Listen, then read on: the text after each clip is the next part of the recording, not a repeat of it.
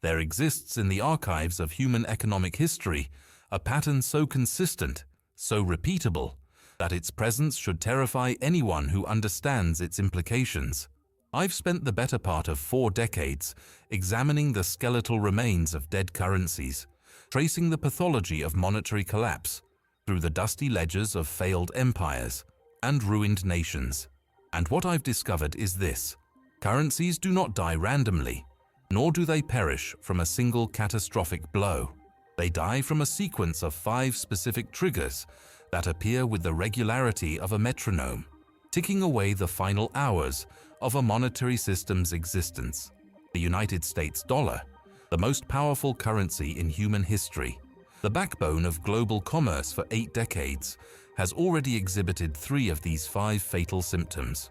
What you're about to understand is not speculation or theory, but the documented record of how currencies collapse, drawn from primary sources, government archives, and the bitter testimony of nations that ignored these warnings until it was too late. Before we proceed further into this examination, I need you to understand something crucial. This is not a story you can grasp in fragments or consume in pieces while your attention drifts elsewhere. The pattern I'm laying before you requires your complete attention from this moment until the final word, because each trigger builds upon the last, creating a cascade effect that transforms economic inconvenience into civilizational catastrophe. I want you to stay with me through every historical case study, every data point, every uncomfortable parallel to our present moment. And when we reach the end, I want you to tell me where you're watching this from. What city? What country? Because what we're discussing here transcends borders, even as it threatens the currency that currently defines them. The 5 triggers I'm about to detail have appeared in Weimar Germany, in Zimbabwe, in Argentina, in the late Roman Empire, in revolutionary France, and in a dozen other monetary disasters that left entire populations impoverished and nations destabilized. The question we must confront together is whether America will join this historical graveyard, or whether understanding these patterns gives us the possibility, however slim, of a different outcome. The first trigger, the one that announces itself most visibly to the population at large, is hyperinflation. Not the modest 2 or 3% annual price increases that central banks target, but the devastating, accelerating erosion of purchasing power that transforms money from a store of value into a vehicle of wealth destruction. Consider the case of Weimar Germany, where the combination of impossible reparations payments demanded by the Treaty of Versailles and the government's decision to finance those payments through money printing created what remains the definitive case study in currency annihilation. Under the Treaty of Versailles, signed in 1919, Germany was assessed 132 billion gold marks in reparations, an astronomical sum that represented roughly 3 times the nation's annual economic output. The Weimar government, faced with the political impossibility of raising taxes on a population whose real incomes had already fallen to half their 1913 levels, turned to the printing press. The Reichsbank began purchasing treasury bills with freshly printed money, expanding the money supply far beyond the productive capacity of the German economy. By 1923, when France and Belgium occupied the Ruhr industrial region to seize coal and manufactured goods as payment in kind, the German government responded by paying striking workers with even more printed currency, accelerating the monetary expansion to catastrophic levels. The data tells the story with brutal clarity. During 1923 alone, the nominal money supply increased by a factor of 739 million, while the price level rose by a factor of 511 million. A loaf of bread that cost 250 marks in January 1923 cost 200 billion marks by November. Life savings evaporated, pensions became worthless, and the social contract between government and citizen dissolved in the acid bath of worthless paper. The same pattern emerged in Zimbabwe between 2000 and 2008, though the initial cause differed. Zimbabwe's hyperinflation began with the chaotic land reform program implemented by Robert Mugabe's government, which seized white-owned commercial farms and redistributed them to political supporters who lacked agricultural expertise.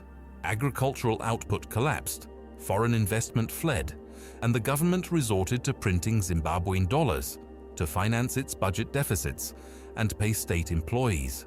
By July 2008, Governor Gideon Gono of the Reserve Bank of Zimbabwe was forced to issue a new currency with 10 zeros removed from the old one, a cosmetic surgery that did nothing to address the underlying disease. The official inflation rate reached 79.6 billion% month-on-month in mid-2008, though the actual rate was likely far higher.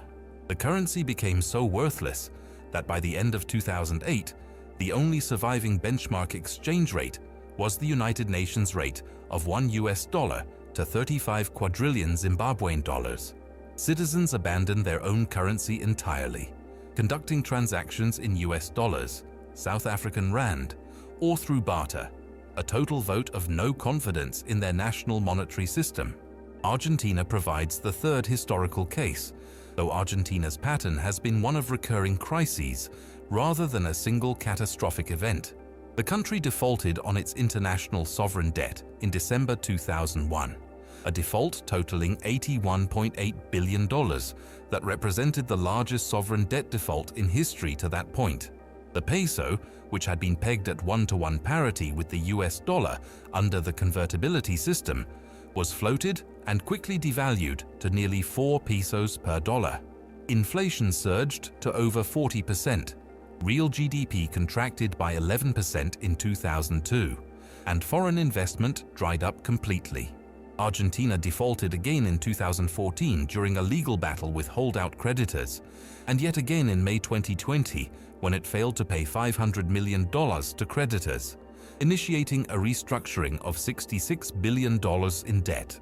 The pattern across all three cases reveals inflation, not as an isolated phenomenon, but as the visible symptom of deeper structural failures.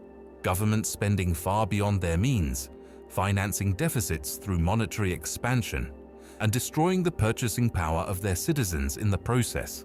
Now here is where the historical pattern intersects with American reality in ways that should concern every person holding dollars, every family with savings, every worker whose wages are denominated in US currency. The United States experienced a significant inflationary surge beginning in 2020 and extending through 2022, with the annual inflation rate reaching 8.3% in 2022 after decades of relative price stability. A dollar in 2020 purchases only 80% of what it bought just 5 years later, representing a 25.18% cumulative price increase and an average annual inflation rate of 4.59%. This may seem modest compared to Weimar's billions or Zimbabwe's quadrillions, but the trajectory matters more than the absolute number. The purchasing power erosion has been sharp enough that American families have felt it acutely in grocery bills, housing costs, and energy prices, creating the same social stress and loss of confidence that precedes larger monetary disasters.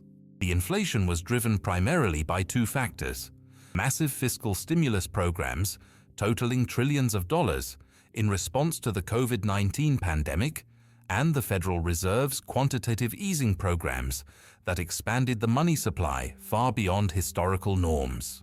The Federal Reserve's balance sheet, which stood at a modest $900 billion before the 2008 financial crisis, ballooned to over $4 trillion by 2014 through 3 rounds of quantitative easing, and then expanded again during the pandemic to reach approximately $6.76 trillion by March 2025. This represents more than a 7-fold increase in less than 2 decades, an expansion of base money that has no historical precedent in American monetary policy. The Fed purchased $600 billion in mortgage-backed securities and agency debt during the first round of quantitative easing in November 2008, then expanded purchases to include treasuries in subsequent rounds, creating what some economists have termed a permanent expansion of the monetary base. The stated justification was to prevent deflation and support economic recovery. But the mechanism is identical to what the Weimar Republic and Zimbabwe employed. The central bank creating money to finance government operations and support asset prices.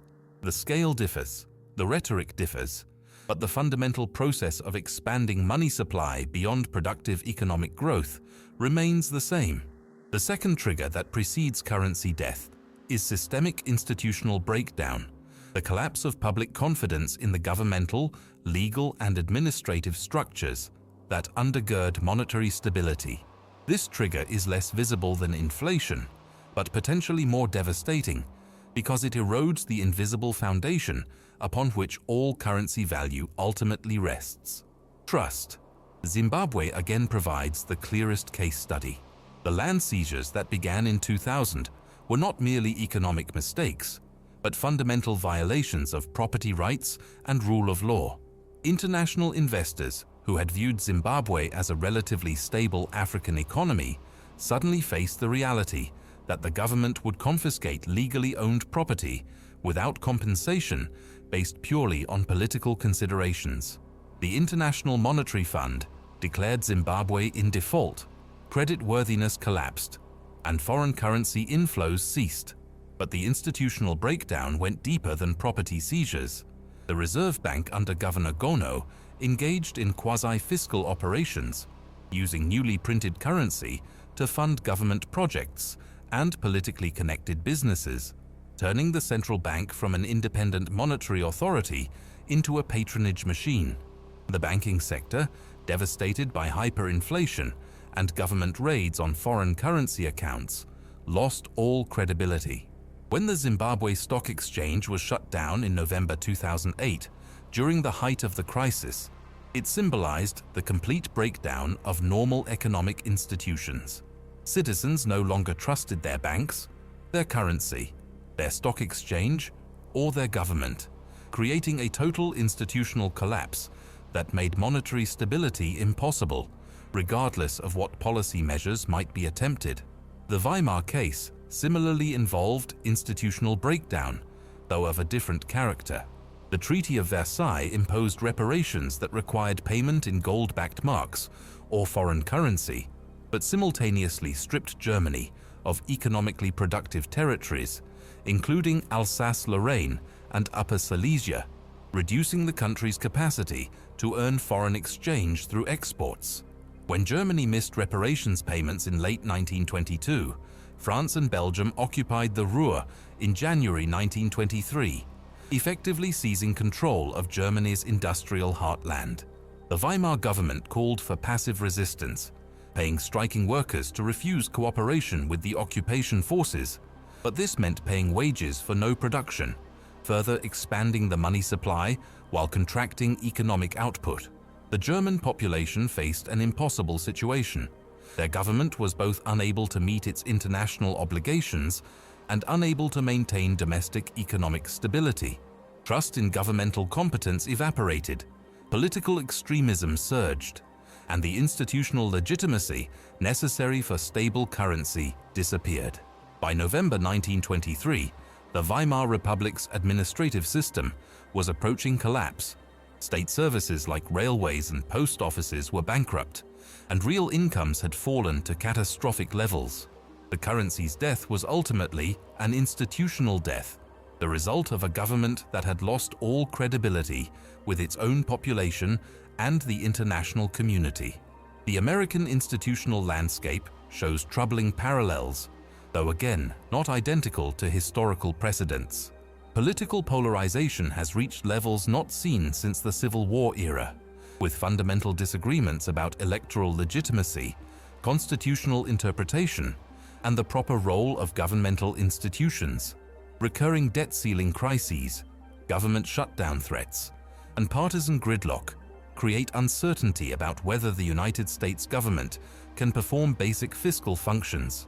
The 2023 debt ceiling crisis saw the United States Treasury come within days of defaulting on its obligations, a scenario that would have constituted the most significant institutional failure in American financial history. Public trust in institutions has declined precipitously across the board. Confidence in Congress, the Supreme Court, The presidency, major corporations, and media organizations has fallen to historic lows, according to Gallup polling data. This erosion of institutional trust does not immediately translate into currency collapse, but it creates the preconditions. A currency's value ultimately derives not from the paper it's printed on, or even the productive capacity of the economy, but from the collective belief that institutions will maintain monetary stability and fiscal discipline.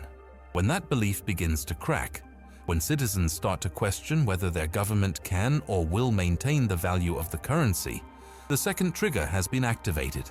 The United States has not experienced complete institutional breakdown, but the trajectory of declining trust and increasing dysfunction points in a concerning direction, creating vulnerabilities that did not exist when institutional confidence was higher.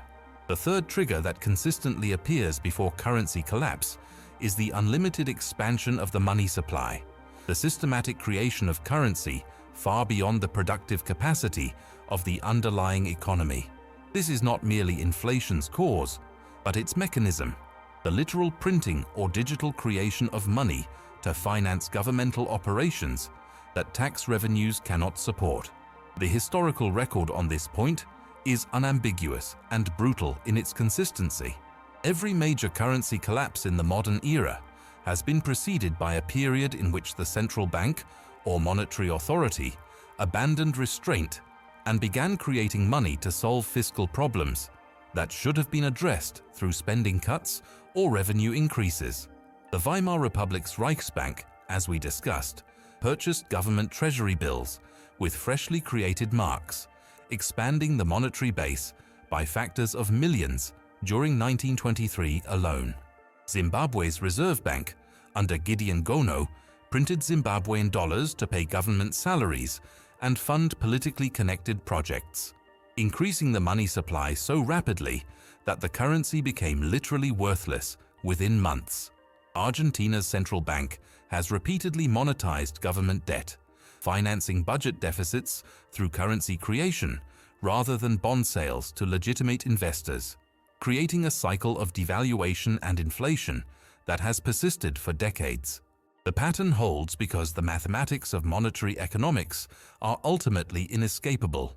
When the supply of money grows faster than the supply of goods and services, each unit of currency represents a claim on a smaller slice of real economic output, and prices must rise to reflect this new reality.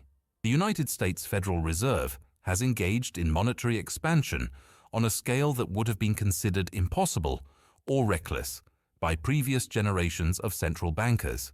The numbers tell a story that should concern anyone who understands monetary history. Before the 2008 financial crisis, the Federal Reserve's balance sheet stood at approximately $900 billion, a figure that had grown slowly and predictably over decades in rough proportion to economic growth. Then came the crisis, and with it, a new policy framework called quantitative easing that fundamentally altered the relationship between the central bank and the government. The first round of quantitative easing, announced in November 2008, saw the Fed purchase $600 billion in mortgage-backed securities and agency debt, injecting that money directly into the financial system. Subsequent rounds followed, with QE2 in 2010, adding another $600 billion in treasury purchases, and QE3 beginning in 2012 with an open-ended commitment to purchase $85 billion per month in securities until economic conditions improved.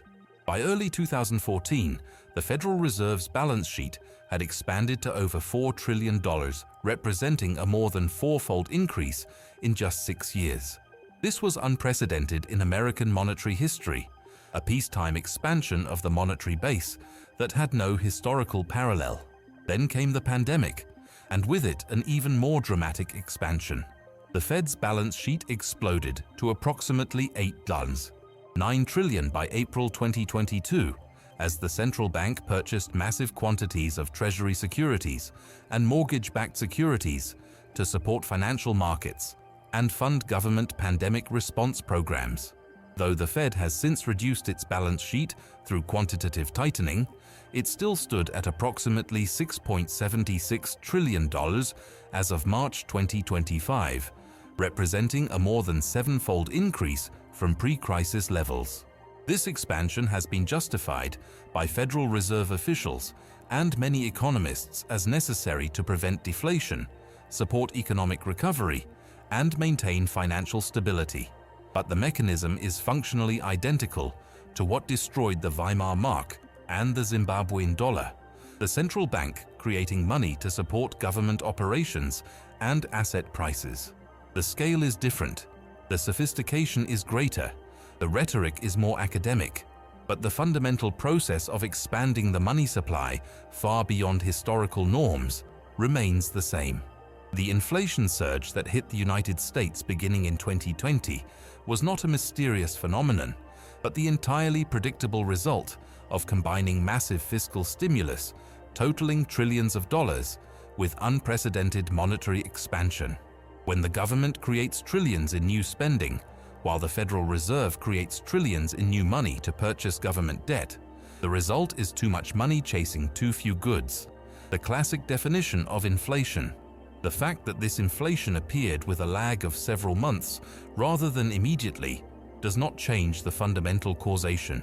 The United States has now activated the third trigger, joining hyperinflation and institutional stress as warning signs that the historical pattern of currency decline may be repeating. The fourth trigger involves the loss of public and global trust in the currency, the erosion of confidence both domestically and internationally that the monetary unit will maintain its value and serve as a reliable store of wealth and medium of exchange. This trigger is particularly insidious because trust is invisible, unmeasurable until it collapses, and nearly impossible to restore once lost. The Zimbabwe case again provides clarity. As hyperinflation destroyed the Zimbabwean dollar's purchasing power, citizens simply stopped using their own currency.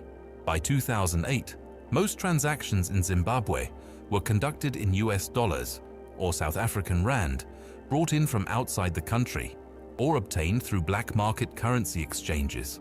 The government officially abandoned the Zimbabwe dollar in 2009, adopting a multi-currency system that formalized what the population had already decided through their individual choices. This was a complete vote of no confidence, citizens rejecting their national currency in favor of foreign alternatives because they no longer trusted their government to maintain monetary stability. International trust collapsed even earlier, with foreign investors refusing to hold Zimbabwean dollars and demanding payment in hard currency for any goods or services, effectively treating Zimbabwe as a currency pariah state. If you're finding value in this analysis of how currencies die and what it means for the dollar in your wallet, I need you to do something for me right now. Hit that like button, subscribe to this channel, and turn on notifications so you don't miss what comes next. Then drop a comment telling me where you're watching from, what city, what country, because I want to know how global this audience is and whether people around the world are seeing the same warning signs I'm documenting here. The loss of international trust manifests most clearly in the declining role of the dollar as global reserve currency, a position the United States has held since the Bretton Woods Conference of 1944 established the dollar as the anchor of the international monetary system. Under Bretton Woods, all major currencies were pegged to the dollar at fixed exchange rates, and the dollar itself was convertible to gold at $35 per troy ounce, making the dollar effectively as good as gold for international trade and reserves. This system gave the United States what French Finance Minister Valéry Giscard d'Estaing called the exorbitant privilege of being able to run persistent trade deficits and borrow at lower interest rates because foreign nations needed to hold dollars for international transactions. When President Richard Nixon ended dollar convertibility to gold on August 15, 1971, effectively terminating the Bretton Woods system, the dollar remained dominant because no viable alternative existed, and because the United States had negotiated arrangements that maintained dollar centrality even without gold backing. The most important of these was the petrodollar system, formalized through a secret agreement between the United States and Saudi Arabia in 1974 that promised military aid and equipment in exchange for Saudi Arabia investing billions of dollars from oil sales in US Treasury securities. This agreement, whose existence wasn't revealed until Bloomberg News filed a Freedom of Information Act request in 2016, helped ensure that global oil trade would be conducted primarily in dollars, creating sustained demand for the currency even after it became a pure fiat money with no commodity backing. That dollar dominance is now eroding in ways that mirror the fourth trigger of historical currency collapses. The dollar's share of global foreign exchange reserves has declined from over 70% in the early 2000s to just 56.32% in the second quarter of 2025, representing a drop of nearly 15 percentage points over 2 decades. This is the lowest level in more than 3 decades, and the trajectory is clearly downward. Between March and October 2024, central banks' holdings of US dollars fell by around 9.6% in nominal terms, a decline of more than $440 billion that marked the dollar's lowest level since 2017. Some of this decline reflects exchange rate effects rather than deliberate selling, but the overall pattern is unmistakable.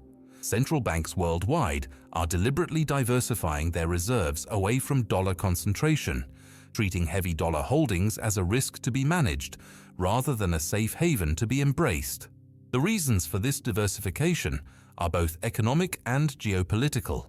Economically, central banks have become concerned about US fiscal sustainability, with the national debt reaching 100% of GDP in 2025 and projected by the Congressional Budget Office to reach 156% by 2055, based on current spending and revenue trajectories. Geopolitically, the weaponization of dollar dominance through financial sanctions has pushed countries to seek alternatives that insulate them from US policy decisions. Russia's removal from the SWIFT international payment system following the invasion of Ukraine demonstrated that access to dollar-based financial infrastructure is conditional and can be revoked for political reasons, creating an incentive for nations to develop alternative systems. The BRICS nations, comprising Brazil, Russia, India, China, and South Africa, plus recent additions including Saudi Arabia, have accelerated efforts to reduce dollar dependence through local currency trade settlements and alternative financial infrastructure. China and Russia now conduct most bilateral trade in yuan and rubles, completely bypassing the dollar. Brazil and China signed a yuan real trade settlement agreement in 2023, and India has begun purchasing Russian oil in rupees. Most significantly, China launched yuan-denominated crude oil futures contracts on the Shanghai International Energy Exchange in March 2018, creating what analysts call the petro-yuan as a direct challenge to the petrodollar system that has anchored dollar demand since the 1970s. The petro-yuan allows oil-exporting nations to sell crude for yuan rather than dollars, with those yuan convertible to gold through the Shanghai Gold Exchange, creating an alternative settlement system that bypasses US financial infrastructure entirely. Countries under US sanctions, including Iran and Venezuela, have embraced yuan-denominated oil trade as a way to continue commercial operations despite being cut off from dollar-based systems. Even Saudi Arabia, America's longtime Gulf ally and the linchpin of the petrodollar system, has discussed accepting yuan for oil sales to China, its largest customer, signaling that the 1974 arrangements that cemented dollar dominance may be approaching their end. This brings us to the fifth and final trigger, the complete collapse of the currency's global role, the point at which international actors abandon the currency for trade and reserve purposes, leaving it as purely a domestic medium of exchange with no international standing. This is the terminal stage, the point at which a currency transitions from global importance to regional or purely national relevance, and eventually to worthlessness. Historical precedents exist for reserve currency transitions, though they typically occur over decades rather than years. The British pound sterling served as the world's dominant reserve currency throughout the 19th and early 20th centuries, backed by the economic and military power of the British Empire. Sterling's decline began with World War I, which devastated British finances and shifted economic power toward the United States. But the transition was not complete until after World War II, when Britain's economic exhaustion and America's emergence as the dominant Western power made the dollar's ascendancy inevitable. The pound did not collapse or become worthless, but it lost its privileged international position, and Britain lost the economic advantages that position had provided, including the ability to run persistent current account deficits, financed by foreign holders of sterling reserves.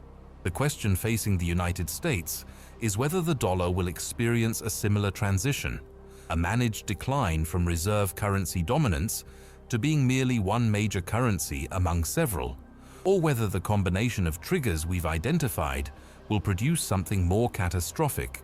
The optimistic scenario, if it can be called that, involves a gradual multipolar currency system in which the dollar, euro, yuan, and perhaps a BRICS currency or digital alternatives share reserve status, with no single currency enjoying the exorbitant privilege the dollar has held since 1944. This would mean higher borrowing costs for the US government, as it could no longer count on foreign central banks needing to purchase treasury securities for reserve purposes, which would force fiscal discipline through market mechanisms rather than policy choice. It would mean the end of America's ability to run large, persistent trade deficits without consequences, as the rest of the world would no longer need to accumulate dollars to conduct international trade. The pessimistic scenario involves a more rapid collapse of confidence triggered by a fiscal crisis, a debt ceiling default, or a geopolitical event that causes foreign holders to dump treasury securities and flee dollar-denominated assets, creating a self-reinforcing panic that destroys the currency's value through hyperinflation of the type we've seen in historical examples.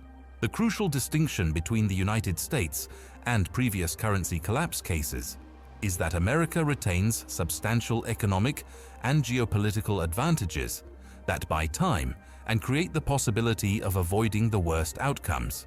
The US economy remains the world's largest and most technologically advanced, with deep capital markets, strong property rights, and a culture of innovation that continues to produce economic growth. The US military provides global security architecture that many nations depend on, creating geopolitical ties that reinforce economic relationships. The dollar benefits from enormous network effects and institutional inertia, as the entire global financial system has been built around dollar dominance over 80 years, and changing that infrastructure is enormously costly and complex. These advantages are real and significant, but they are not permanent, and they are not sufficient to override the mathematical realities of unsustainable fiscal policy and monetary expansion. Every advantage the United States possesses is being eroded by the very triggers we've identified: inflation that destroys savings and trust, institutional dysfunction that creates political and economic uncertainty, unlimited monetary expansion that debases the currency, and the resulting loss of international confidence that manifests in reserve diversification and alternative system development. The pattern holds, but the outcome remains unwritten. The 5 triggers that have preceded every major currency collapse in modern history are not mechanical guarantees of disaster, but warning systems, diagnostic tools that tell us when a monetary system has entered dangerous territory. 3 of those triggers are now clearly present in the United States: significant inflation that has eroded purchasing power, institutional stress that has weakened public confidence, and monetary expansion on a scale unprecedented in American peacetime history. The 4th trigger, loss of international trust, is partially activated and worsening. visible in declining reserve currency share and de-dollarization efforts. The fifth trigger, complete collapse of global currency role, has not occurred, but the mechanisms that could produce it are being systematically put in place through BRICS currency initiatives, Petro-yuan development, and the fragmentation of the dollar-based international system. What separates the United States from Weimar Germany, from Zimbabwe, from Argentina, and other currency disasters is not the absence of triggers, but the presence of structural strengths that create the possibility of reversing course before the pattern completes. That possibility requires fiscal discipline to reduce debt and deficits, monetary restraint to prevent further purchasing power erosion, institutional reforms to restore public confidence, and foreign policy choices that maintain rather than squander America's international credibility. Whether the American political system can deliver those changes, whether the public understands the stakes clearly enough to demand them, whether there remains sufficient time to act before the triggers cascade into irreversible collapse, these are the questions that will determine whether the dollar joins the graveyard of dead currencies, or whether this time, uniquely, the pattern breaks before reaching its historical conclusion.